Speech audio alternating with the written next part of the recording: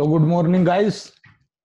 Let's start with new chapter of microeconomics class 11th named as revenue. हम इससे पहले हम 6 चैप्टर कंप्लीट कर चुके हैं.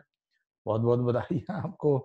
ये मेरा वीडियो आप लाइक करें, शेयर करें अपने फ्रेंड सर्कल में, सब्सक्राइब कर लें यूट्यूब चैनल को ताकि आपको सारे वीडियोस और टाइम टू टाइम जो भी मैं वीडियो अपलोड करूं आपको मिलती रहे. आप चाहें तो मेरा मोबाइल ऐप भी डाउनलोड कर सकते हैं Dwivedi science and commerce academy play store से.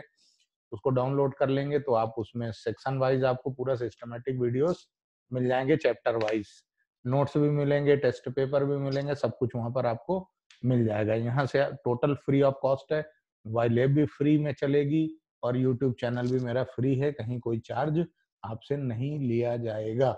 आप ज्यादा बस आपसे मुझे मोटिवेट करने के लिए या फिर मुझे आप कुछ देना चाहते हैं तो आप वीडियो को ज्यादा से ज्यादा व्यू करें, शेयर करें, चैनल को लाइक करें, शेयर सब्सक्राइब कर लें.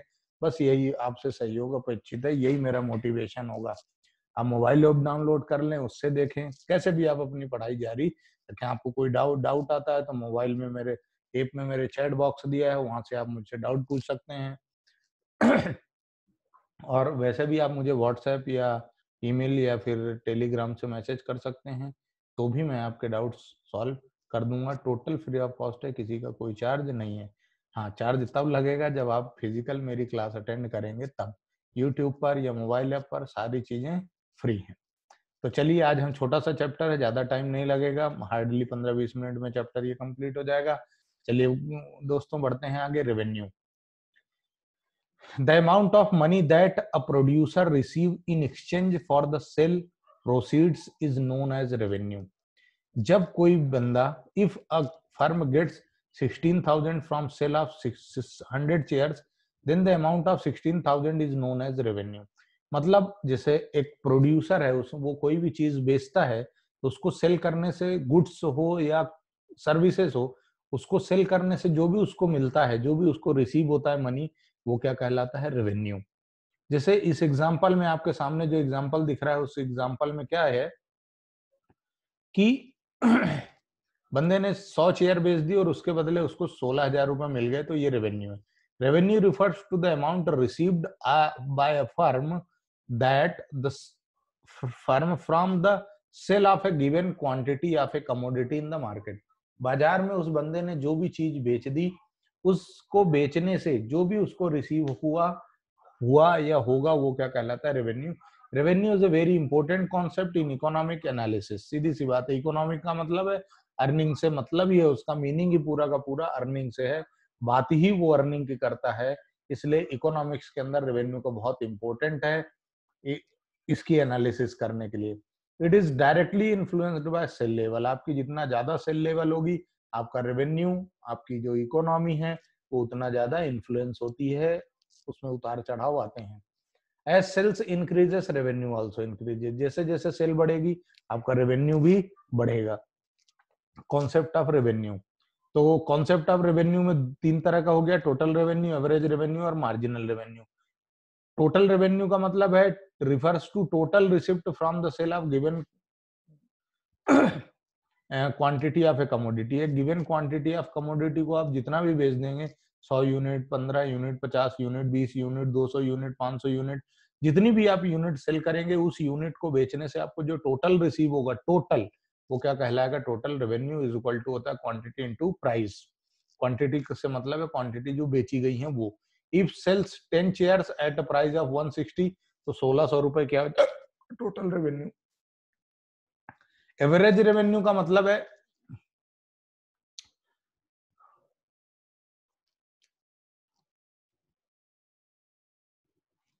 Average revenue refers to revenue per unit of output sold. Per unit rate, जैसे यहां पर क्या बोला, पर यूनिट चेयर कितना है? 160 रुपए. ये पर यूनिट रेट जो है, यही क्या कहलाता है? Average revenue.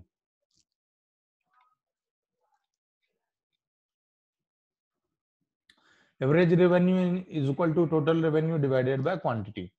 If total revenue from sale of 10 chairs 160 16, then average revenue कितना होगा? 1600 total revenue divided by quantity 10 is equal to 160. AR and price are same, मतलब प्राइस जो है इस चेयर का जो प्राइस है वो और एवरेज रेवेन्यू सेम होता है, यानी आप ऐसा कह सकते हो कि average revenue is price of your commodity goods या फिर सर्विसेज। फार्मूला है total revenue quantity into price, average का है टोटल रेवेन्यू डिवाइडेड बाय, अब इसको आप ऐसे भी कर सकते हैं quantity into price divided by quantity, यहां से क्वांटिटी कैंसिल हो गया, बचा क्या, average revenue is equal to average price. AR curve and demand curve और सेम, एवरेज रेवेन्यू कर्व और डिमांड कर्व दोनों क्या होते हैं, सेम होते हैं, ऐसा इनका कहना है।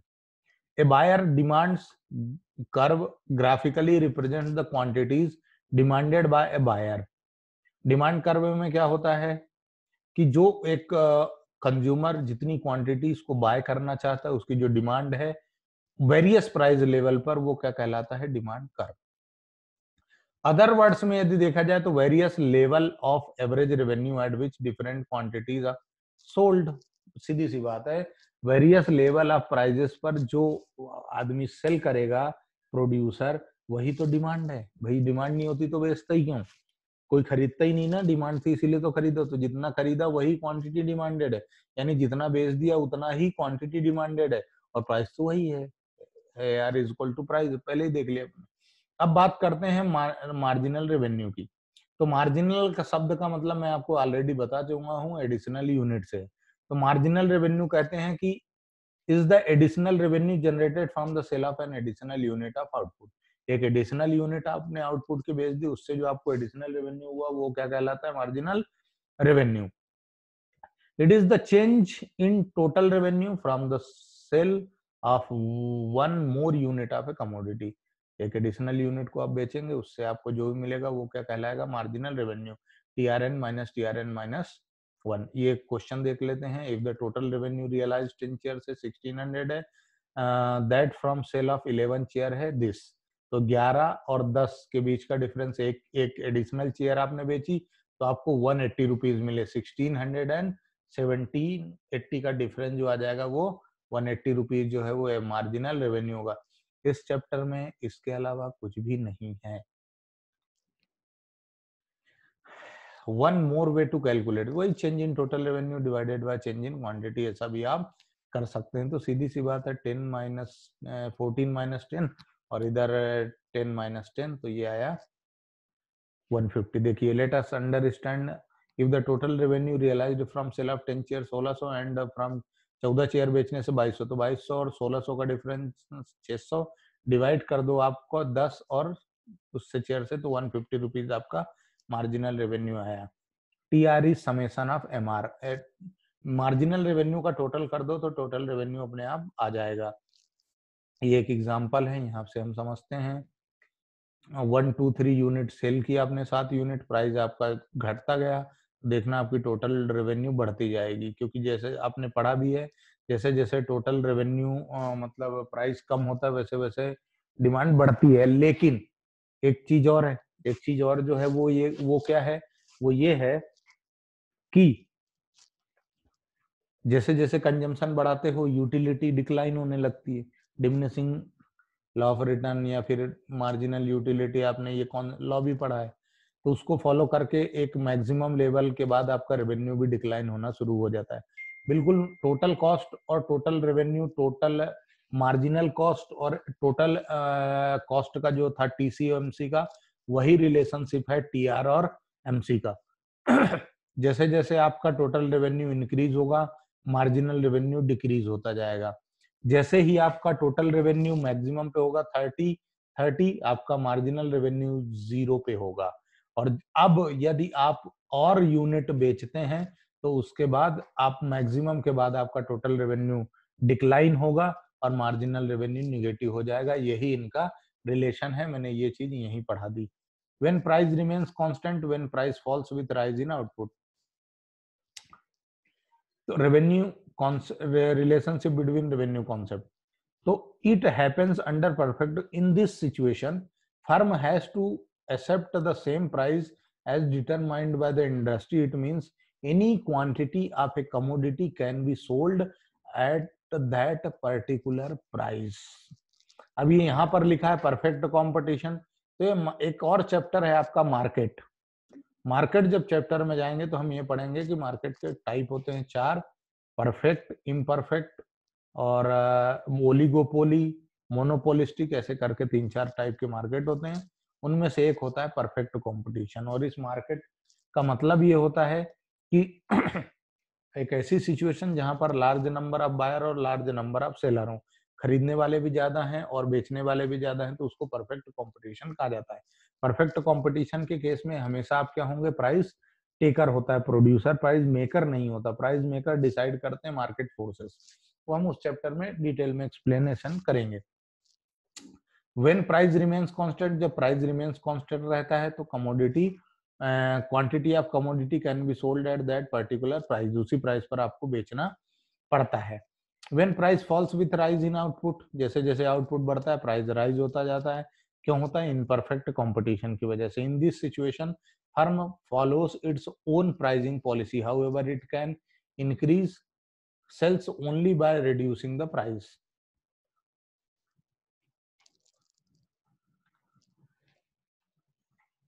रिलेशनशिप बिटवीन एआर और एमआर, एवरेज रेवेन्यू और मार्जिनल रेवेन्यू के बीच का रिलेशन भी हम थोड़ा सा यहाँ देख लेते हैं। एवरेज रेवेन्यू हमेशा मार्जिनल रेवेन्यू के इक्वल होगा। कब? यहाँ पर देखते हैं हम, यूनिट सोल्ड हो गया, एवरेज रेवेन्यू, टीआर और एमआर। देखो पहली यूनिट में तो दोनों सेम है, फिर ये 10 हुआ और ये 5 5 5 5। As seen in the given schedule diagram, price AR remains same at all level of output and is equal to MR। AR यानी आपका प्राइस सेम है किसके? मार्जिनल रेवेन्यू के, और टोटल रेवेन्यू बढ़ता जा रहा है, मार्जिनल रेवेन्यू कांस्टेंट है। 5-5 यूनिट का मतलब यदि आपका प्राइस कांस्टेंट है तो फिर आपका मार्जिनल रेवेन्यू भी कांस्टेंट हो जाएगा, तो इनका ग्राफ फिर ऐसे ही बनेगा।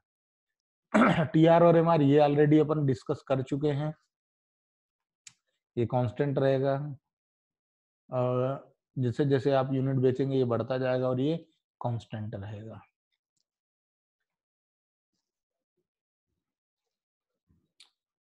प्राइस लाइन रिलेशनशिप, ये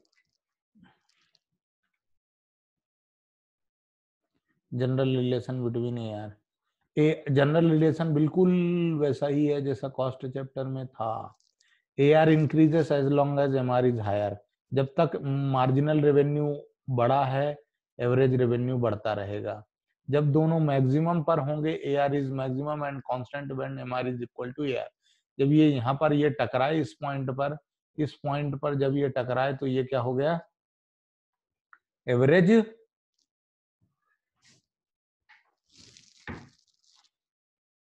एवरेज रेवेन्यू और मार्जिनल रेवेन्यू जब दोनों इक्वल हैं तो एवरेज रेवेन्यू मैक्सिमम पर है, और जब एवरेज रेवेन्यू फॉल होना शुरू होता है तो मार्जिनल रेवेन्यू उससे भी ज्यादा कम हो जाता है।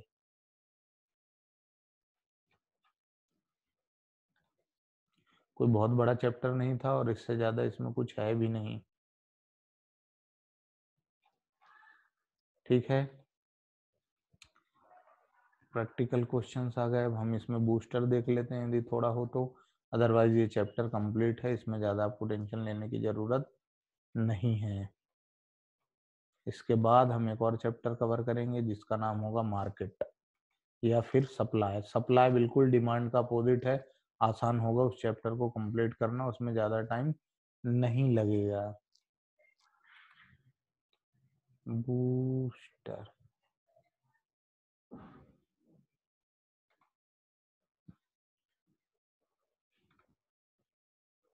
ब्रेक इवन पॉइंट क्या होता है हम ये समझते हैं। ये इंपॉर्टेंट कॉन्सेप्ट है बच्चों। Break even point refers to the point where the total revenue is equal to total cost. यानी ये जो ई लिखा हुआ है यहाँ पर आपका टोटल रेवेन्यू और टोटल कॉस्ट दोनों इक्वल हैं, तो ये पॉइंट क्या कहलाता है?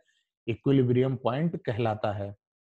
As seen in the diagram, E is the break even point as at this point TR is equal to TC, total revenue और टोटल कॉस्ट इक्वल हैं तो वो एक ब्रेक इवन पॉइंट कहलाता है। है A dividing both equation A R equal to A C, यानी जहां पर एवरेज रेवेन्यू एवरेज कॉस्ट के बराबर होगा वो क्या कहलाएगा, ब्रेक इवन पॉइंट कहलाता है। फिर शट डाउन पॉइंट मतलब होता है, shut down point refers to a situation when a firm is able to cover its variable cost only. Shut down point का मतलब होता है कि जब एक कोई भी फर्म या कंपनी है, यदि वो सिर्फ और सिर्फ अपनी वेरिएबल कॉस्ट रिकवर कर पा रही है, फिक्स्ड कॉस्ट रिकवर नहीं कर पा रही है, तो उस पॉइंट को शट डाउन पॉइंट कहा जाता है, यानी आप थोड़े दिनों के लिए अपना ऑपरेशन बंद कर सकते हैं यदि बंद करना चाहें तो।